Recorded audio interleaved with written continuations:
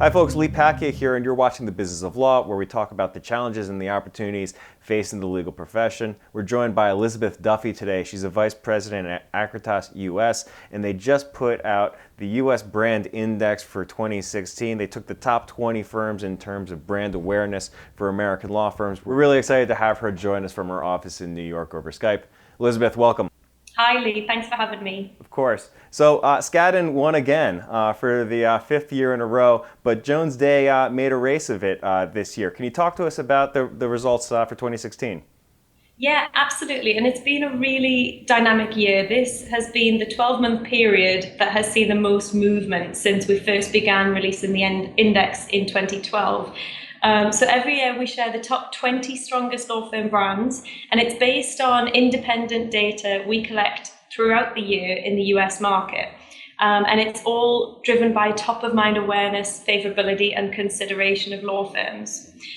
So the big message, I think, this year is that competition is tightening in the market. We've seen, as I mentioned, the most change in any of the 12-month periods we've recorded. Skadden is still number one. They are the unchallenged number one strongest law firm brand in the US. But what's interesting to note is that their lead on the market is diminishing as competition catches up. Now, if you were to think of total brand equity available in the market, so every firm that gets mentioned across all of the components that feed into our index, so that total brand equity, Skadden took 5% of that total market brand equity in 2012, and it's shrunk year on year, so it's now at 3%. So we've seen Skadden's lead erode a little every year, although they've remained number one every year. How do you get a feel for what a firm's brand equity is? Sure, great question. So through our broader annual research called Sharp Legal, we go out and conduct interviews by telephone with over 600 GCs or chief legal officers who are based in the US. And they're all in companies of $50 million revenue and above. We asked them over 50 different questions in the complete survey, but the ones that we take to feed into calculating the brand index, we ask which firms are top of mind, so that's top of mind awareness, which firms they feel most favorable towards. Now that tells us a lot about what are the relevant attributes in today's market, which firms they would be most likely to consider for major M&A and bet the company litigation. And then finally, which firms they use the most overall. Now, there's a sixth component we include to reflect the significant inbound opportunity to the US legal market. So in addition to those 5 questions to US respondents, we've asked 180 non-US legal buyers for their needs in the US, which firms do they use? So we take all of that into consideration. It's a competitive index, so we award points per mention, add them all up, and then the firm with the most points, Skadden, we set that to 100, and then every firm is set from there. So what, in your opinion, has changed in the market for big law firms that made this year so much more competitive than other years? Well, what shifts the needle, there's no one silver bullet, unfortunately, but there is a huge amount of latent potential sitting in every firm's client base with regards to their brand. When we have analysed in our research what drives, just starting with top of mind brand awareness, so that first measure, what drives that? 2/3 of that is accounted for by contact between lawyers and clients. So the more contact points, the more regular, the more systematic that contact can be, the more you can harness that brand power. 1/3 of brand awareness was attributed to the more traditional marketing methods, so whether it's website or pushing out newsletters and updates and that sort of thing. So the point is you need, for a law firm, especially big law, you need both. You need that marketing platform, the investment in brand, and a clear brand strategy that aligns with your firm's strategy in order to create and build that, oh yes, Sidley, yes, I know who they are, or Skadden, yes, of course, I've heard of them. So you need to build that first, but then you need the lawyers to be able to deliver on that brand promise.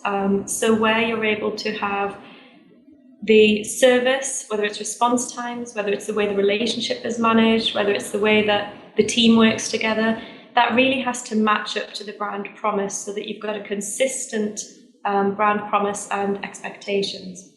So you need both. And what has really changed the game out, I do believe that US firms have really awakened to the importance of brand, and we're seeing greater investment now in marketing, in managing client relationships, client feedback programs, and business development. And as some firms are investing more on that side, they're getting ahead there. For others, where they're putting more consistency and discipline into delivering on the brand's service standards, for example, that can have a big impact too. One firm that I thought was conspicuous absent from this list of 20 was Denton's. Why didn't they make the list? So Denton's is one of the firms actually that we called out over 5 years. They have had one of the greatest rises in ranks. So currently they're sitting inside the top 30, but as we just show the top 20 every year, they don't feature in the table this year, but I'm sure they'll be happy to know that you think they should be in there. Well, it's a big name. I mean, they're the largest firm in the world. They've made a lot of great strides in the last couple of years. I just thought it was interesting that they didn't make the final cut. You talk to a lot of people who are very interested in, obviously, the big law space in the United States from an international perspective. What are those people saying when you talk to them about this report?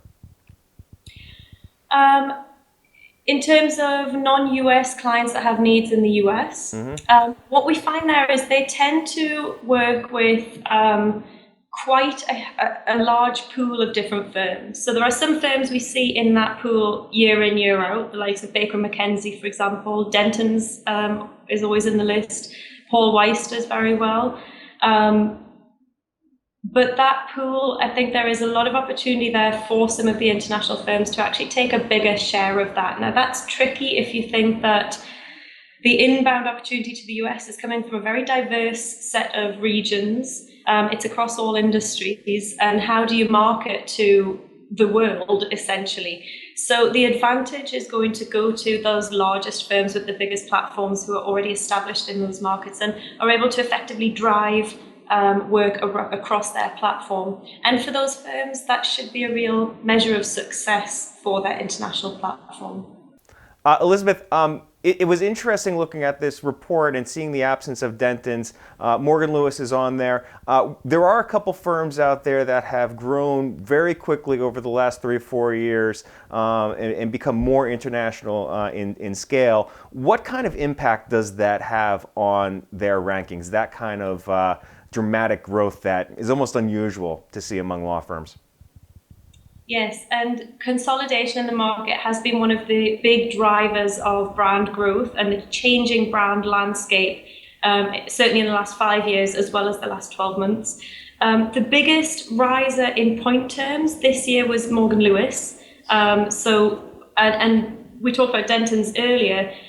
They've been rising year on year. What's interesting about both Morgan Lewis and Denton's having gone through combinations is that each of those firms are now at a brand strength position, which is greater than what it would have been if you just combined those legacy firms. So yes, they've acquired brand strength, but they have also grown brand organically. And that's really important in a merger or combination.